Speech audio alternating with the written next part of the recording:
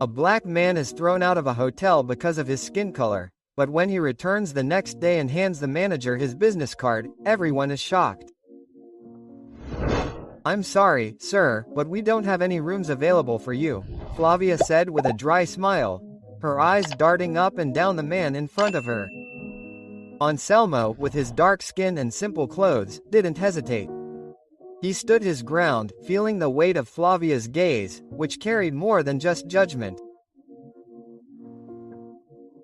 It was the kind of look he knew well, the kind that said without words, "You don't belong here."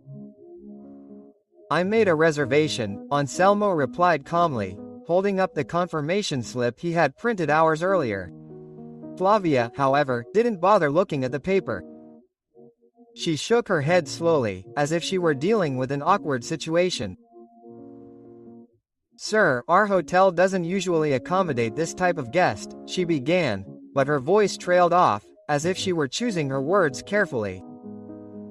The tone was venomous, but wrapped in a thin layer of false politeness. Anselmo felt a wave of anger rise through his body, but he contained it. It wasn't the first time he had faced this, and he knew that losing control wouldn't change anything, but the indignation was there, throbbing. "That kind of customer," he repeated, raising an eyebrow. "And what exactly would my type be?" Flavia was silent for a moment, as if she were going to take a softer path, but decided against it. She crossed her arms and faced him with a cold smile on her lips. "Well, for starters, our guests usually have a certain presentation." She cast a quick glance at Anselmo's clothes, her hands pointing subtly, almost imperceptibly, at the elegant white guests around her. She continued, "And our policy requires that our guests live up to our reputation." Anselmo took a deep breath. There was the disguise that always came before the final blow. They didn't say it directly, they never did. Racism had learned to hide behind polite phrases and subtle gestures. "Are you saying that I don't look rich enough to be here, or is it the color of my skin that bothers you?" The words came out firmly, without beating around the bush. He wasn't interested in games. Flavia blinked, visibly disconcerted by the direct question, and quickly looked to the side, looking for support, but the other employees pretended not to notice the situation. "Sir," she began, trying to regain control, "it's not a matter of color.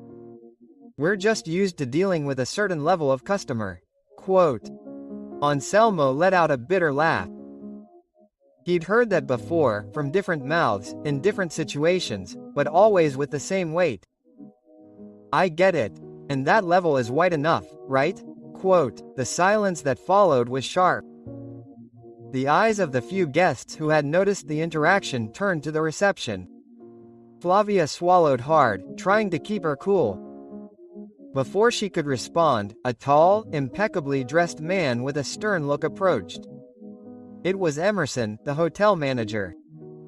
He didn't bother to hide his disdain. "What's the problem here?" Emerson asked, glancing quickly at Flavia, who made a subtle gesture in Anselmo's direction, as if asking for help. "This gentleman?" she began, but Anselmo interrupted. "This gentleman has a confirmed reservation, but apparently my skin is not suitable for the standards of this hotel." Emerson raised an eyebrow. There was no surprise in his eyes. Just a calculated coldness. He turned to Anselmo with a sarcastic smile. "We have very high standards here. Perhaps there was a mistake in your reservation. I suggest you look elsewhere for something more suitable for you." The words came out with the smoothness of distilled poison. The anger that Anselmo had kept in check for so long bubbled to the surface. He stepped forward, facing the manager with the firmness of someone who had faced much greater battles. "I'm not the one who needs to look for another place," he said. His voice was low, but full of determination. "The problem here isn't mine, it's yours. You've just made the worst mistake of your lives, and I promise you'll regret it." The atmosphere in the lobby froze. Emerson and Flavia exchanged uncomfortable glances, but Anselmo didn't say anything else.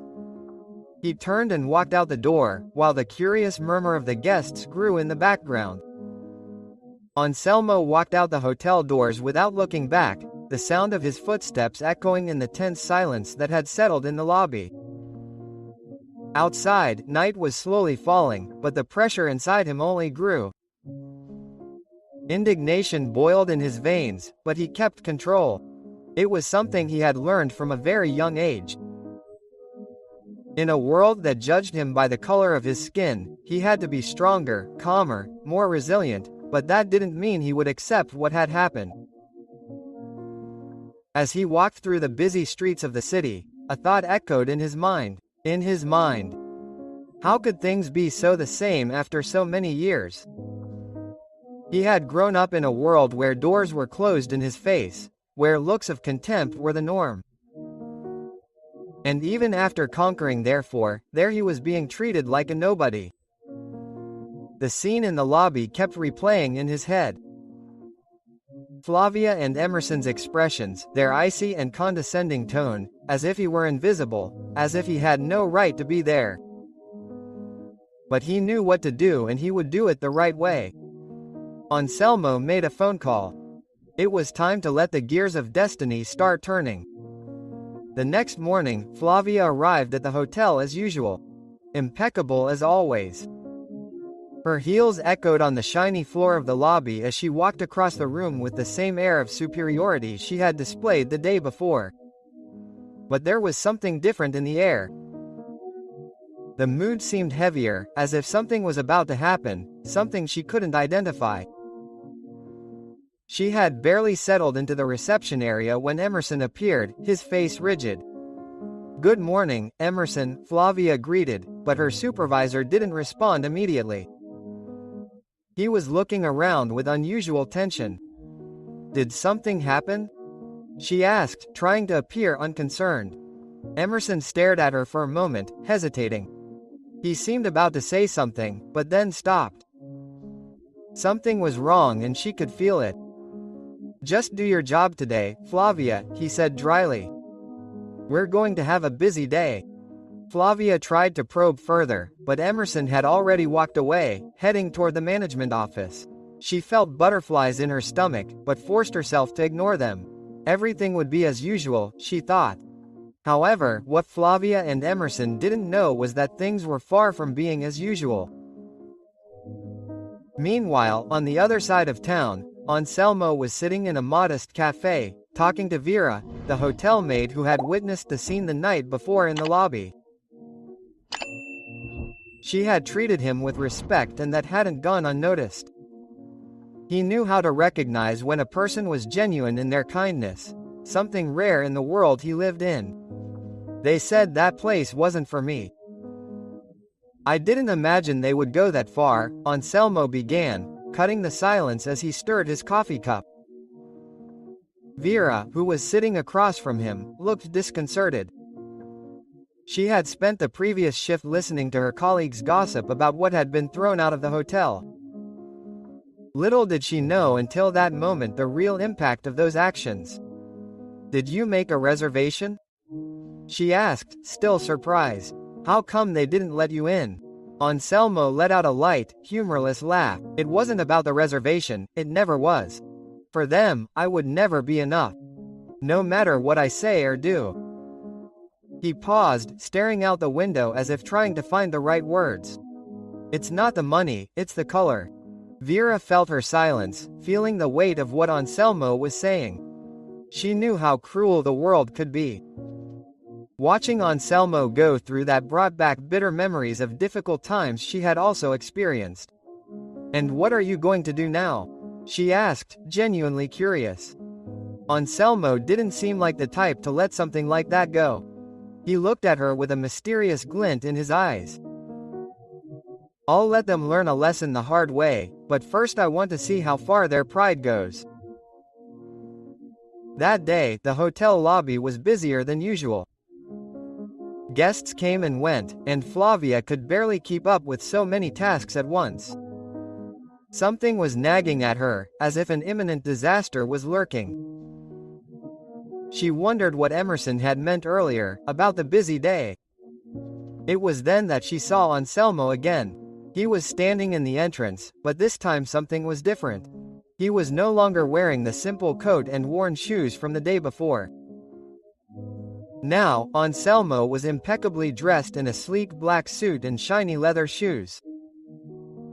His calm, steady countenance contrasted with the exhausted man she had seen before. He exuded authority and confidence.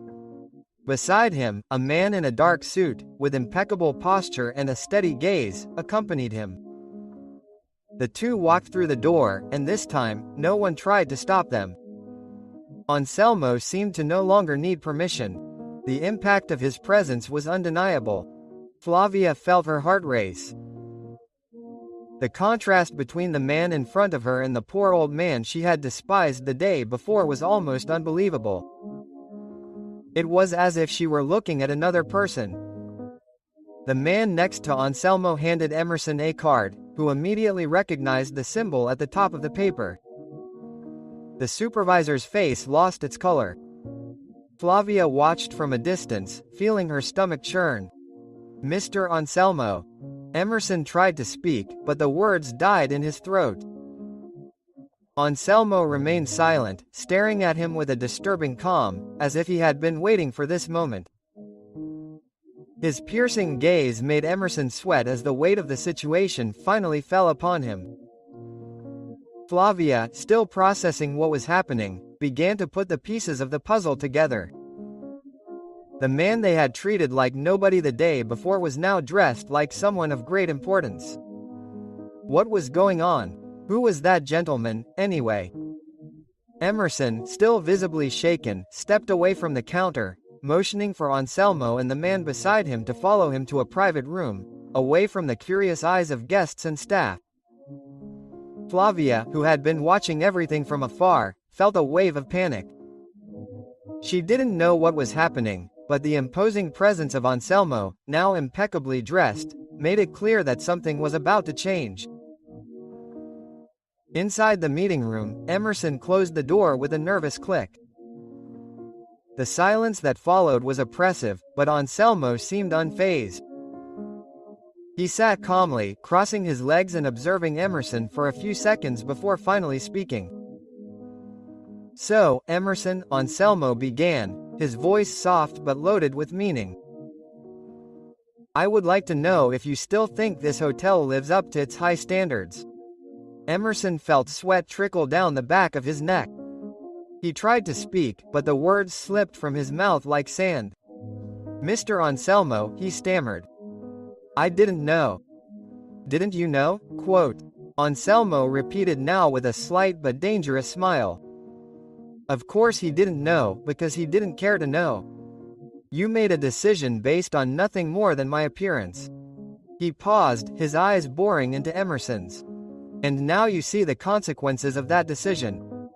Emerson tried to find some excuse, some argument that would save him, but the truth was right there in front of him. Anselmo wasn't just unhappy. He was in control of the situation, and Emerson knew his words now carried real weight. "It was a mistake." Emerson finally managed to mumble. "We didn't know who you were." "I tell you who you are." Anselmo raised an eyebrow in surprise. "Don't you know who I am?" He gave a short laugh. "You didn't need to know who I was to treat me with respect." "That's the point, Emerson. It's not about me, it's about how you treat anyone who doesn't fit the image you paint of me. You consider suitable for this hotel." Emerson didn't know what to say. Each word Anselmo said seemed to weigh a ton, crushing any argument he might have tried to make. The man in the suit, next to Anselmo, who had remained silent the whole time, handed Emerson a folder of documents. When he opened it, the supervisor's eyes widened. They were contracts owned by to-dos with Anselmo's name on them. "I am the owner of this hotel chain," Anselmo said, his voice sharp as a blade. "And the way you treat guests, especially those you judge by appearance, will no longer be tolerated." Outside, in the lobby, Flavia felt a growing anxiety. She couldn't hear what was being said inside the meeting room, but she knew something was about to happen. The other hotel employees also seemed more tense than usual, exchanging nervous glances with each other. The door to the room finally opened and Emerson walked out, his face pale, his body rigid, and his eyes lost. He walked past Flavia without even looking at her, walking straight towards the hotel exit. There were no goodbyes or explanations. Emerson had been fired on the spot. Flavia, now completely terrified, understood that her turn would come soon. She knew she had made a serious mistake, a mistake that was now about to cost her dearly. So, are you enjoying the story? Click the subscribe button below and subscribe to our channel to receive more stories like this. It's quick, free, and will help us a lot. Have you subscribed yet? So, without further ado, let's continue. As Anselmo left the room, he stopped in front of her. Sir Anselmo, she began, her voice trembling. I didn't know. I never did. Anselmo interrupted her with a calm gesture of his hand, but his eyes were fixed on hers, penetrating and full of meaning. You didn't know either, did you? He said, his tone cold. But that doesn't matter. What matters is that respect should be given to everyone, regardless of who they are, their appearance or the color of their skin. There is no justification for the way you treated me. And more importantly, how you would treat anyone else in the same circumstances. Quote.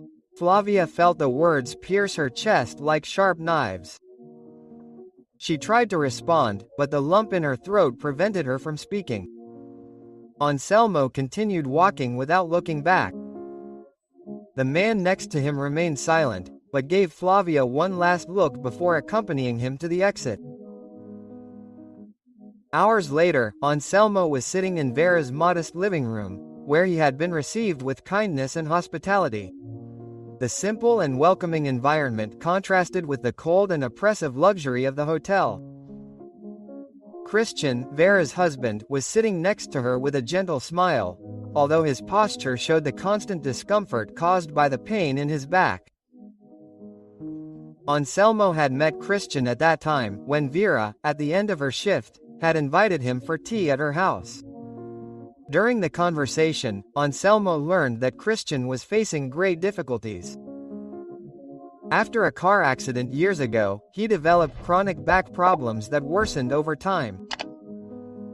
He could no longer find a job, as the pain prevented him from doing physical activities for long periods. It's complicated, you know? Christian said, trying to smile, but his voice betrayed tiredness. I'm happy to be alive, but sometimes the pain is so bad that I can't even get out of bed. Anselmo listened attentively, noting the determination behind Christian's gaze. Despite the difficulties, the man still maintained a positive attitude, an example of the strength that Anselmo admired. Vera, for her part, took care of Christian as best she could, working long hours at the hotel to support the family. However, medical bills and the possibility of Christian working complicated the situation. Have you tried to return to the job market? Anselmo asked in a measured but non-pressuring tone. Christian nodded. Yes, but with this pain it's difficult. He took a deep breath, looking at Vera. Anything that involves physical effort is impossible for me, and no one seems willing to give me a chance in a position that doesn't require it. Anselmo was silent for a few seconds, reflecting on what he had just heard. Christian wasn't just suffering because of his health. He was also trapped in a cycle of exclusion, where physical limitations prevented people from seeing him beyond his pain. It was then that Anselmo, with his usual calm and firm gaze, made a decision. I understand your situation, Christian, and I also understand what it's like to be ignored by the circumstances and the people around you. He took a deep breath with the same serene expression. I want to offer you something. Vera and Christian looked at each other, curious and surprised by Anselmo's sudden proposal. I will provide all the treatment you need for your spine, including physical therapy and medical care. As soon as you feel better, if you are ever ready and willing to return to work, I will have an administrative position waiting for you. It will not require physical exertion, but it will allow you to have a position that is worthy of your attention." Christian was silent for a moment, unsure of how to react. Emotion hit him hard and he looked at Vera, who was holding back her tears with difficulty. It was an offer he had never expected to hear, especially from someone he had only just met. "Señor Anselmo, this is it." Christian started to speak, but his voice cracked with emotion. "I don't even know what to say." Anselmo smiled and put his hand on Christian's shoulder. "You don't have to say anything right now, just rest and take care of yourself. When you are ready, we will be waiting for you," he said in a comforting tone. Christian nodded, still speechless, while Vera, next to him, watched the scene with teary eyes. Anselmo then turned to Vera, who was visibly emotional, trying to process everything that was happening. He took a deep breath for a moment, remembering the genuine kindness Vera had shown him from the beginning, when no one else saw him as a human being. She defended him without knowing who he was, without any interest behind it. It was something rare and deeply touching for Anselmo. Quote, "Vera, you deserve a chance too," Anselmo said, looking at her with a sincere but serious smile. "From the first moment we met, you were the only one who treated me with dignity and respect. You didn't know who I was, but that didn't matter to you. You did what was right, because that is part of who you are." Vera looked at him, perplexed and deeply touched by his words. "I see how dedicated and capable you are, and I believe there is potential for something much greater inside this envelope," Anselmo said as he gently placed the envelope on the table. "There is a check. It will allow you to buy a new house for you and Christian, as well as appropriate formal clothing for your new position." Vera's eyes widened, shock written all over her face. Her hands shook as she took the envelope. When she opened it and saw the amount, she couldn't hold back the tears. The check was generous, far beyond anything she could have ever imagined. A whirlwind of emotions hit her at the same time. Surprise and, most of all, a feeling that perhaps she didn't deserve something so grand. Quote, "Señor Anselmo, I can't accept this," Vera said hesitantly, her voice shaking with emotion. "This is too much. I'm not worthy of this much." Anselmo kept his gaze fixed on her, but now there was a calm intensity in his words. "Yes, you can, Vera, and you should. What you did for me that day, without expecting anything in return, was more valuable than any sum of money. You showed me kindness and respect when no one else did. It wasn't just about me. I know you would have treated anyone the same way, because you are a person of character, someone who knows the value of human dignity." Vera wiped her tears, still hesitant. Never in her life had anyone offered her so much, and she didn't know how to deal with it. The fear of accepting something so big and not being up to it weighed heavily on her shoulders. Quote, "I don't know if I can repay you for this," she murmured. Anselmo smiled gently, but his expression was serious. Quote, "You don't have to repay me, Vera. You've already done so much more than you know. This isn't just about what I can give you. It's a way of acknowledging who you are and how much you deserve a better opportunity. Just accept it as a symbol that what you did for me that day was not in vain." Vera took a deep breath, tears still streaming silently down her face. She knew deep down that Anselmo was right. Her life and Christian's would never be the same again. With the check, they would have a new home, a new beginning, and perhaps, for the first time in years, they would not have to fight desperately to survive. "Thank you very much, Mr. Anselmo. I don't know how to thank you for so much." "But what about the new position?" Vera asked, her voice still trembling. Selmo gave her an enigmatic smile. "You'll find out about that tomorrow.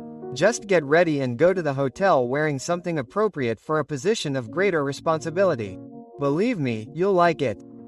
Vera nodded slowly, still taking it all in. The feeling that something much bigger was about to happen enveloped her, but she didn't know exactly what to expect. The next morning, Vera arrived at the five-star hotel, feeling her heart beating fast in her chest. She was wearing new, elegant clothes, bought with part of the check Anselmo had given her. She was nervous, not knowing exactly what to expect, but she carried with her a renewed hope. It would be a new beginning. As she walked through the lobby, the eyes of the employees and guests began to fall on her. She noticed whispers and muffled laughter, but ignored them as best she could. Flavia, on the other hand, wasted no time in teasing her. She still didn't know that Vera had been promoted. Quote, well, Flavia said with a mischievous smile, seeing Vera in high heels and formal attire. To what do we owe this honor? You dressed like that to scrub the hotel floor. I think you're confusing your place, Vera. Quote. She laughed, casting knowing glances at the other employees. Vera felt her face heat up, but took a deep breath. She knew Anselmo had something on his mind, so she just kept calm. She didn't respond to the teasing, determined not to let herself be shaken. Flavia continued to laugh, satisfied with his jokes, without imagining what was to come. A short time later, Anselmo entered the hotel, impeccably dressed, as the day before. His presence immediately caught everyone's attention, including Flavia's, who stopped laughing as soon as she saw him.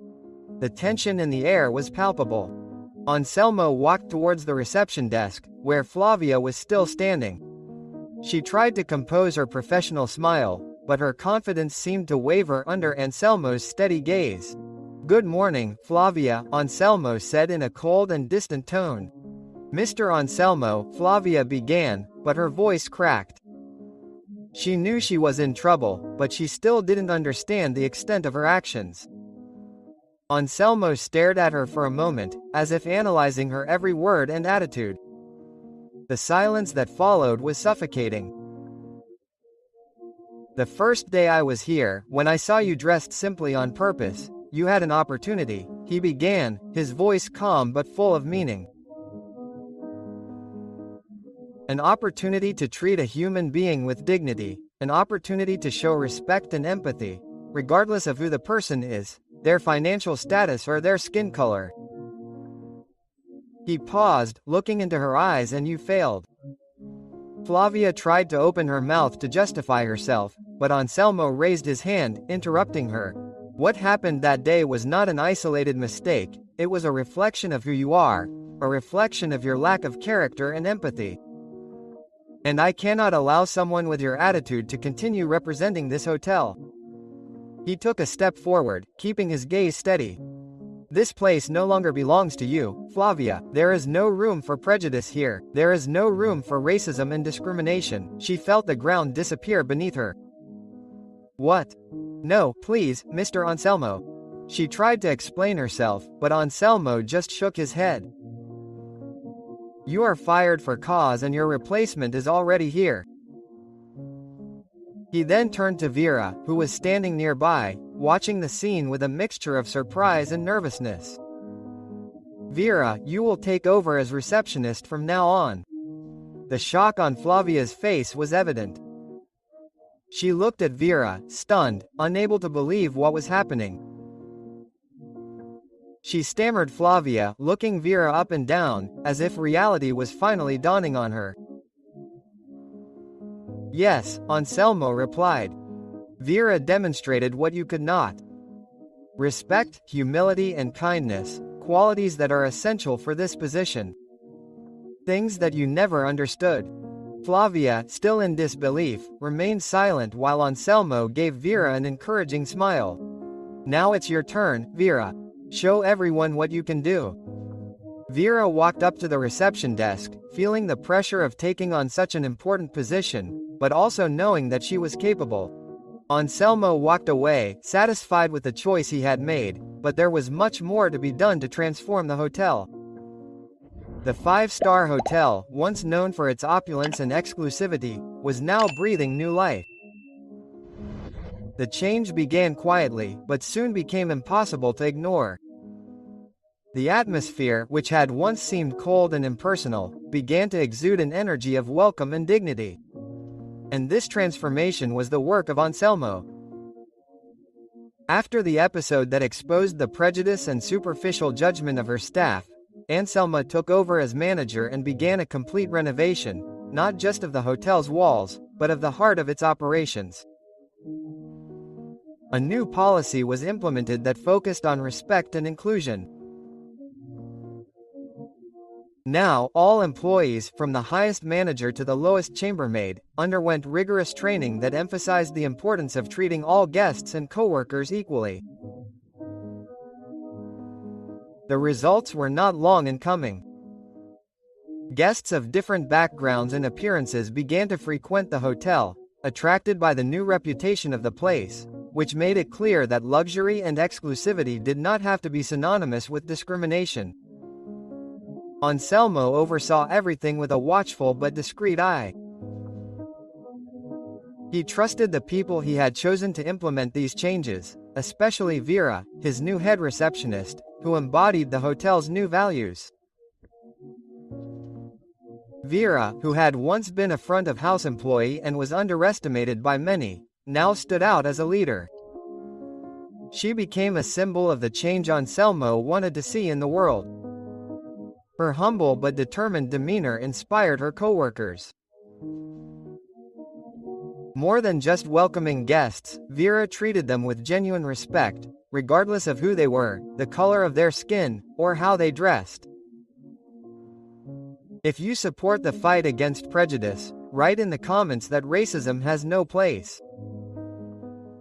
And if you haven't seen the previous story, see what happened. A racist teacher humiliates Luna Negra in the middle of the classroom, but underestimates the power of a game-changing response. The revelation of a deep-rooted prejudice is about to happen and the consequences will be devastating. Click on the screen below and follow this impressive turnaround. Thank you for watching. Comment below. What did you think of this story and which city are you watching from? Leave your like and subscribe to our channel so that together we can build a huge community that shares inspiring stories. I'll see you in the next video.